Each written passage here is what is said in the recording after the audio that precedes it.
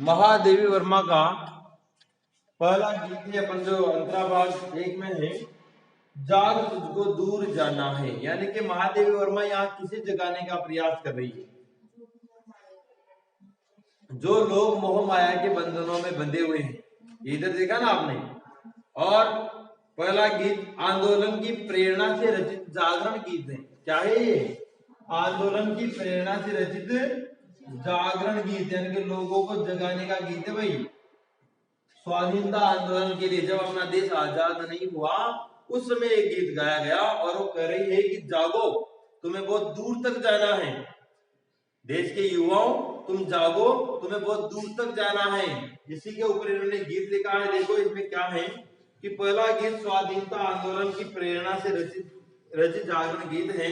इसमें भीषण कठिनाइयों की चिंता न करते हुए, चाहे कितनी भारी से भारी कठिनाई आ जाए, उनकी चिंता न करते हुए और कोमल बंधनों के आकर्षण से मुक्त होकर, कई कोमल बंधन होते हैं जो हमें रोकते हैं आगे बढ़ने से, उनसे मुक्त होकर अपने लक्ष्य की ओर लगातार निरंतर बढ़ते रहने की का आह्वान कर रहा है। यानी कि जो देश के युवा हैं उन लोगों से आह्वान किया जा रहा है कि आप लोग जो बंधन है, कोमल बंधन है, उनमें बंधकर मत रहो, उनसे मुक्त होकर निरंतर अपने लक्ष्य की तरफ आगे बढ़ते रहो। वहां की बात अलग है, ये आज भी हमें संदेश देता है।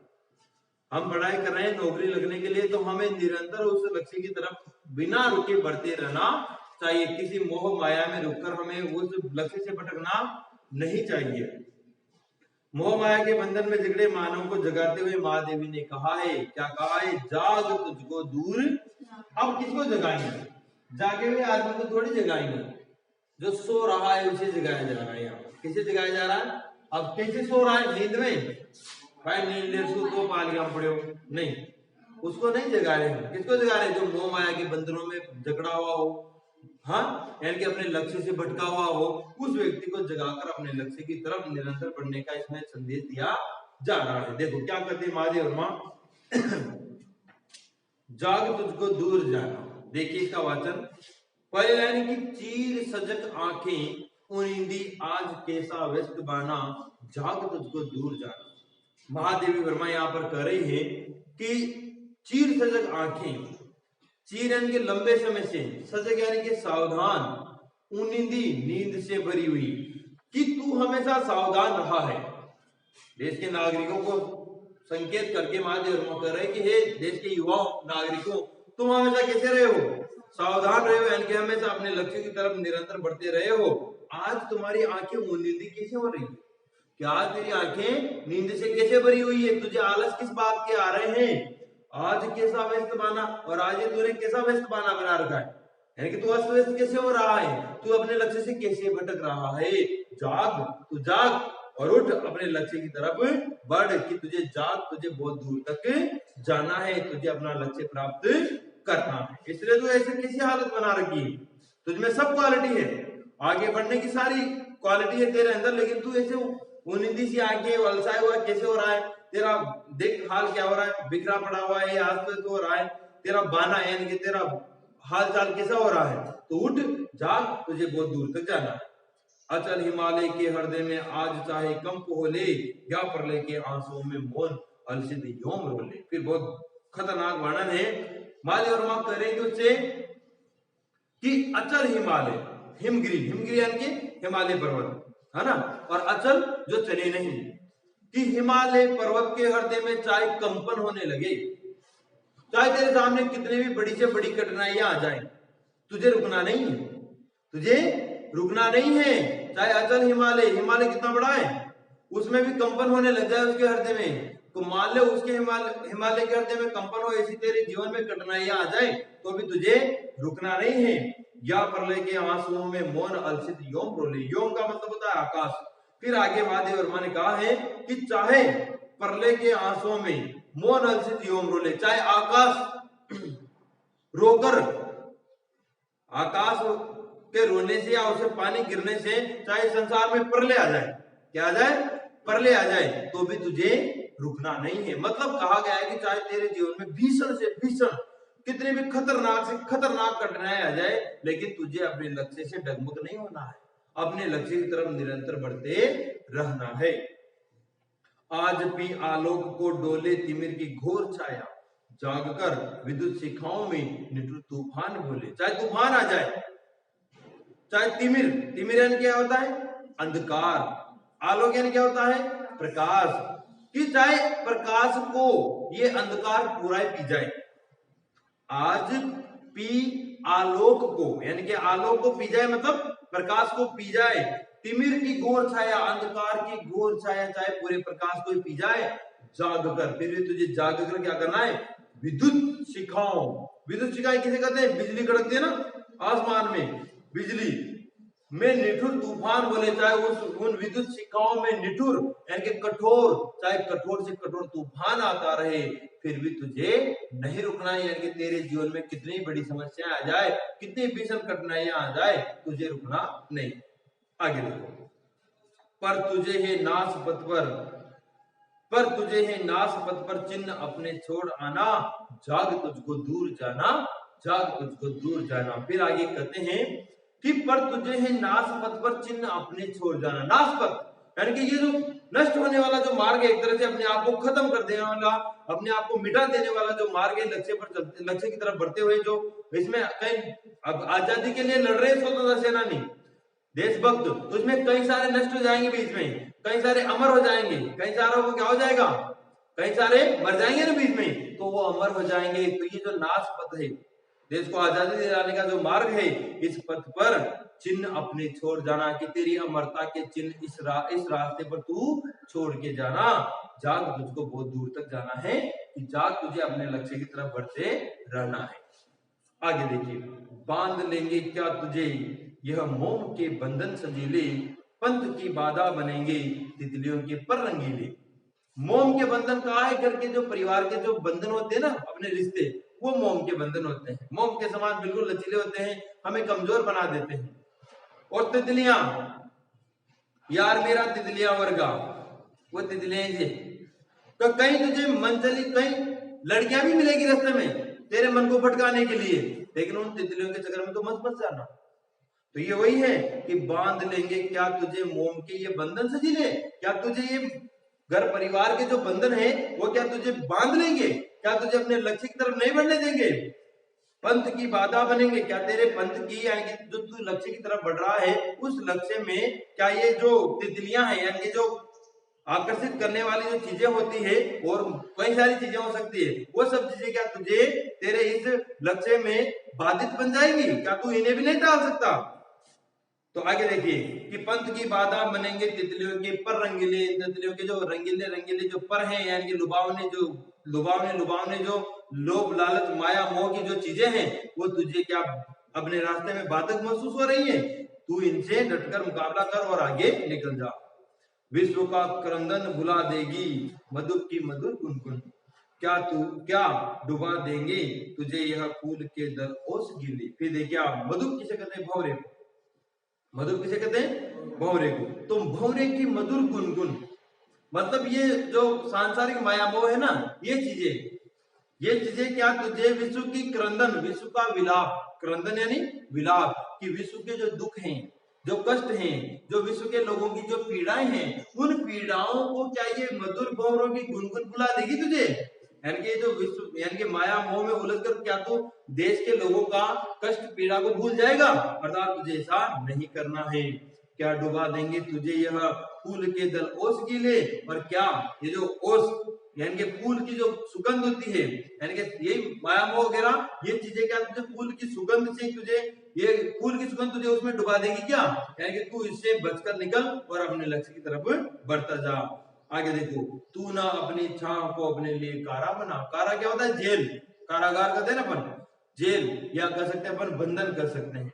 कि तू अपनी छाव को, जो तेरी छाया है, उसको ही तेरे लिए कारा मत बना, यानी कि तू उसे आगे नहीं निकलना चाहता हो, ऐसा उसको अपने लिए बंधन मत बना, उस कारा को, अपनी छाया को। कि तू ना अपनी छाव को, कि तू अपनी छाया को अपने लिए कारा बनाना, तू अपनी छाया को अपने लिए कारागार मत बना लेना। जाग, तुझे बहुत दूर तक, बहुत आगे तक जाना है। वज्र क्या होता है? पोलाद या कठोरता का जो सब्जेक्ट, कठोर हथियार होता है ना, वज्र। तो वज्र का उर एक छोटे अश्रु कण में धो गलाया, देख किसे जीवन सुधा 2 घूंट मदिरा मांग लाया। कि तू क्या कर रहा है? हाँ, वज्र का उर यानी कि हृदय होता है, वज्र यानी कि कठोरता लेने आप, या इसका फौलाद भी होता है। एक छोटे अश्रु कण में धोख लाया। कि तेरे पास जो वज्र जैसा कठोर हृदय था, उसको क्या तूने एक अश्रु कण में ही गला दिया है क्या? इतना कमजोर हो गया है तू? देख किसे जीवन, और तू किसको जीवन सुधा, सुधा यानी अमृत, कि जो अपने जीवन का जो सुधा रूपी यानी अमृत रूपी जो जीवन है तेरा, उसको देकर तू 2 घूंट मदिरा की मांग लाया। यानी कि तू अच्छी तरह से जीवन जी रहा था, तेरा जीवन कैसा था? अमृत के समान। और उस अमृत रूपी जीवन को तो तूने नष्ट कर दिया, यानी कि अपने लक्ष्य की तरफ बढ़ता जा रहा था, उसको तो तूने क्या कर दिया? रोक दिया। और क्या किया तूने? सुरा के 2 घूंट मांग लाया। सुरा यानी शराब, यानी कि तूने अपने जीवन में गलत चीजों का आचरण शुरू कर दिया, गलत रास्ते में जाना शुरू कर दिया। क्यों? क्यों किया तूने? क्योंकि तेरा तो जीवन अच्छे से चल रहा था, तूने अपने अमृत जैसे जीवन को तो खत्म कर दिया। दे किसे? यानी कि तूने अपना अमृत जैसा जीवन तो किसे दे दिया? और 2 घूंट मदिरा की मांग लाया, और तू 2 घूंट शराब की जिंदगी से मांग लाया, यानी कि अपने लक्ष्य से, अपने पथ से भटक रहा हूं। सो गई आंधी मलय की बात का उपदान ले क्या, विश्व का अभिशाप क्या, चीर नींद बनकर पास आया। फिर आगे मादी वर्मा कहती है कि सो गई आंधी मलय की वाक का उपदान लेकर। उस तेरे अंदर जो आंधी थी, तेरे अंदर जो जोश था, तेरे अंदर जो उत्साह था, अपने लक्ष्य पर चलने का जो मजबूत तेरे अंदर जो इरादा था, क्या वो सो गया? और किसका सहारा लेकर? उपदान यानी कि तकिया होता है, उपदान यानी क्या होता है? तकिया या सहारा। और किसका सहारा बताएं आप? मले की वात, मले चंदन, मले पर्वत है ना, वहां से चंदन की निकल के खुशबू हवा आती रहती, खुशबूदार हवा आती। तो उस खुशबूदार हवा का सहारा लेकर, उसका तकिया लगाकर, क्या तूने अपने अंदर जो आंधी तूफान आ रहे थे उसको ठंडा कर दिया क्या?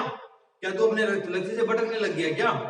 विश्व का अभिशाप क्या, चीर नींद बनकर पास आया क्या? पूरे विश्व का अभिशाप तेरे पास चीर नींद, लंबी नींद बनकर तेरे पास आ गया, जो तू सोता रह रहा है। अपने देश की सोच, अपने देश को स्वाधीन कराने में, अपने लक्ष्य, अपने देश को स्वाधीन बनाने में, स्वतंत्र बनाने में अपना पूरा योगदान दे। अमरता सुत चाहता क्यों मृत्यु को उर में बसाना, जाग तुझको दूर जाना, जाग तुझको दूर जाना। अमरता सुत कहा यहाँ पर कि तू अमरता का पुत्र है, अमर पुत्र है तू। अमरता सुत यानी कि तू अमर पुत्र है, तू मरने वाला नहीं है। फिर भी तूने क्या किया? चाहता क्यों है अमर पुत्र, तू क्यों चाहता है मृत्यु को अपने हृदय में बसाना? मृत्यु को उर में बसाना मतलब तू तो अमर पुत्र है, तुम बिना मतलब इस मृत्यु को अपने हृदय में क्यों बसाना चाहता है? यानी कि अपने लक्ष्य से, अपने मार्ग से क्यों भटकना चाहता है? जाग, तुझे अभी बहुत दूर तक जाना है। चाहे तेरे जीवन में कैसे कष्ट आ जाए, कितनी बाधाएं आ जाए, लेकिन तुझे किसी से घबराना नहीं है, अपने लक्ष्य की तरफ निरंतर बढ़ते जाना है।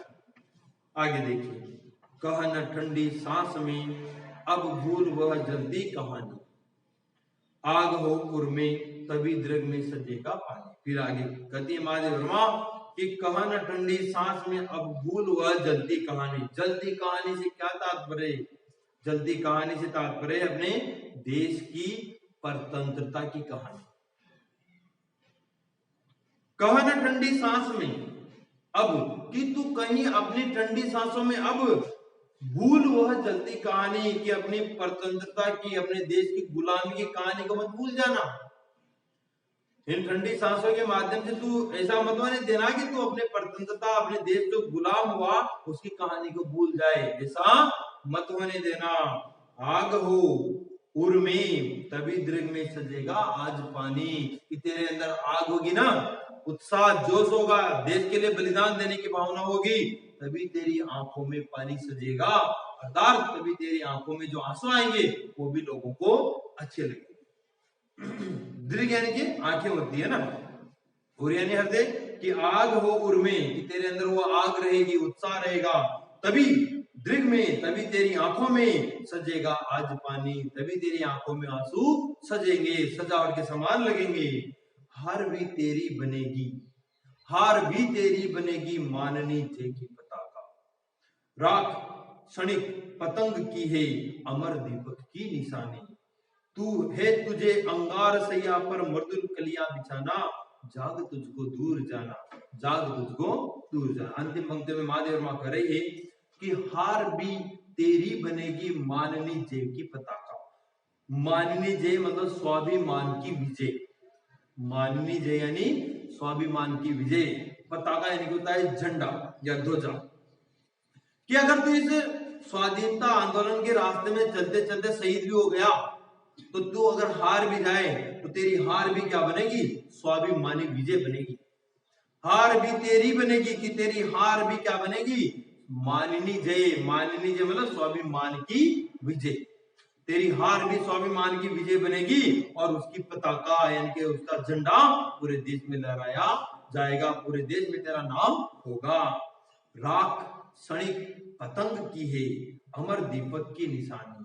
पतंगा देखा होगा, लाइट का कीड़ा अपन कहा जरा आगे लाइट करते रहते हैं और जो अपनी लाइटें जली रहती है उनके पास आगे आगे मर जाते हैं, आते हैं ना, कई सारे कीड़े आते हैं, वो उसके ऊपर आता ही जाएगा चाहे हेलोजन जला रहा हो कुछ भी जला रखा हो, लेकिन वो उसके ऊपर गिर गिर के अपने आप को राख बना देता है कि नहीं बना देता। वो पतंगा पक्षी, छोटा सा कीड़ा पक्षी क्या, राख क्षणिक पतंग की, पतंग की मतलब उस पतंगे कीड़े की, कि उस पतंगे कीड़े की क्षणिक थोड़े से क्षण में ही वो राख हो जाता है। वहां पर अमर दीपक की निशानी, उसकी अमरता की निशानी वो राख ही है, जो कुछ भी हो जाए लेकिन वहां पर उसके ऊपर जाना नहीं छोड़ता, यानी कि अपनी अमरता की निशानी वो राख के रूप में छोड़ जाता है। और आज तू भी देश के लिए अपना बलिदान देगा, शहीद होगा, तो तेरे जो अब स्वाभिमानी जो विजय होगी उसकी पताका पूरे देश में फैलेगी, पूरे देश में तेरा नाम होगा।